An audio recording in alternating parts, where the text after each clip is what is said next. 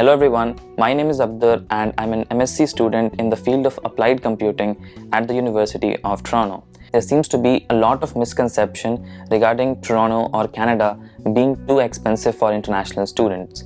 Even I had watched a lot of videos before coming to Canada, which made me think that Canada will be too expensive for me, so I won't be able to afford a normal life there.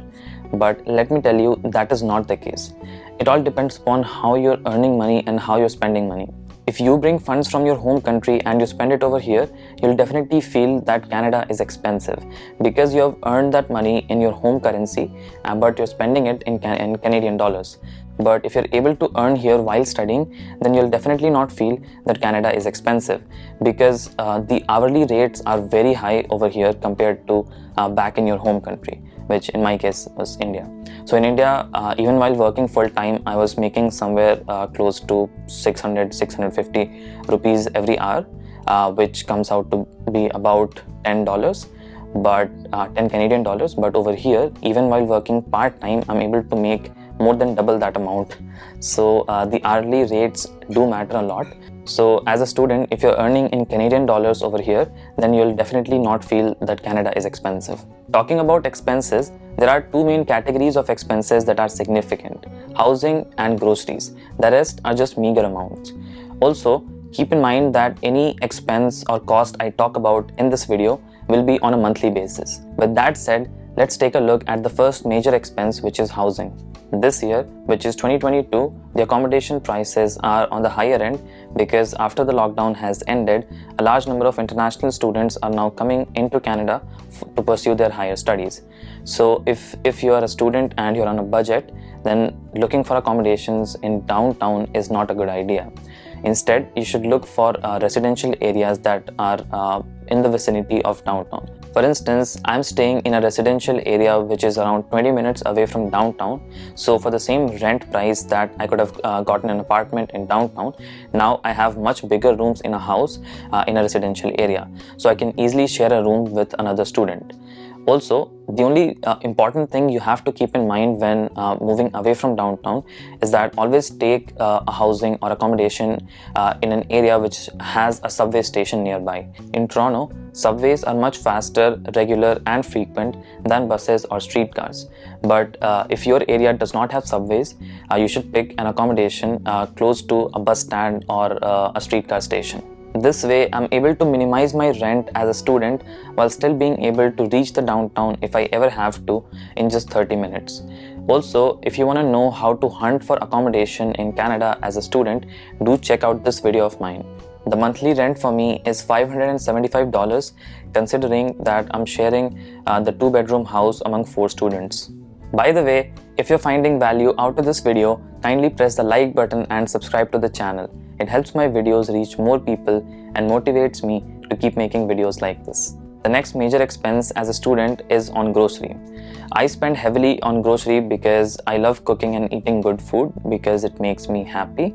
I also eat out on a weekly basis, but I'm not including that cost into groceries because that would come under extra expense. So on a monthly basis, my grocery cost is around 200 Canadian dollars, which is a bit on the higher end. You can easily trim it down to 150 or even lower, but for me, grocery comes out to about 200. So these are the two major expenses you'll have as a student in Canada. The other expenses are not that significant. For instance, utilities. Utilities include things that you'll need on a regular basis but are not included in your monthly rent. So in my case, they are hydro, which means electricity, and Wi-Fi. So these costs are not included in our monthly rent, so we have to purchase them separately. So on a per head basis, that comes out to be about $30. The next minor expense you'll have as a student is your phone bill. And by phone bill, I mean the cellular data plan that you have for your cell phone. So cell phone plans in general are pretty expensive in Canada. I have a data plan with Fido, which gives me 8 GB on a monthly basis for $40, which is definitely on the higher side. You can definitely find plans that are much cheaper than this and give you less data, but this is what I chose depending on my needs.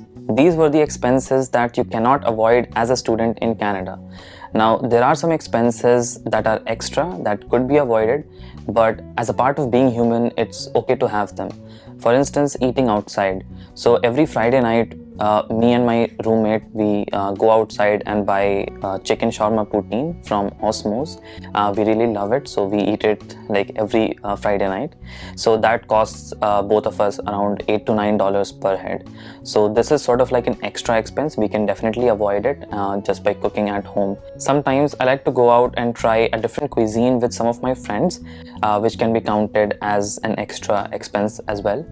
But all in all, I don't spend more than $50 on a monthly basis on extra expenses. Adding all of that up, as a student here in Toronto, Canada, I spend about $900 every single month for recurring expenses. So this does not include fixed one-time expenses such as buying table, chair, monitor, keyboard, and so on.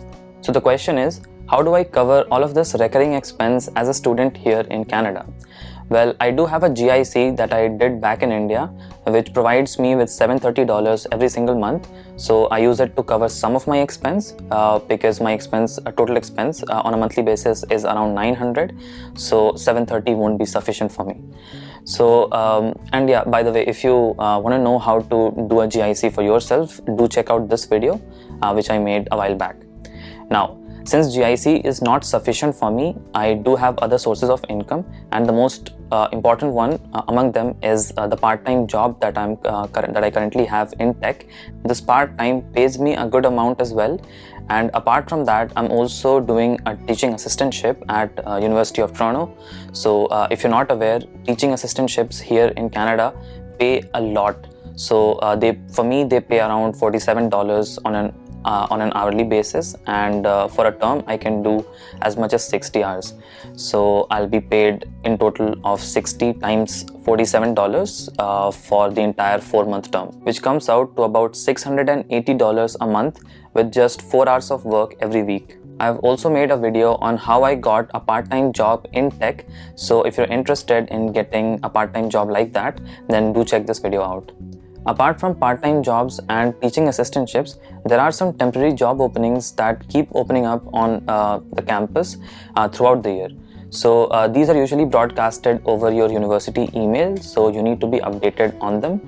And these are mostly first come first served, so whenever you receive an email like this, do reply as soon as possible. So if you're lucky and you're one of the first ones who applied, you will most likely get the offer. These temporary positions could include a work like being an invigilator, and they pay really well. I remember doing a temporary role like this for about 6 hours, and for every hour I was paid about $30. So in total, in just 2 days of working 3 hours per day, I made $180. So these are some of the ways you can earn while being a full-time student here in Canada. That's all for today. Thanks a lot for watching, and I'll catch you later.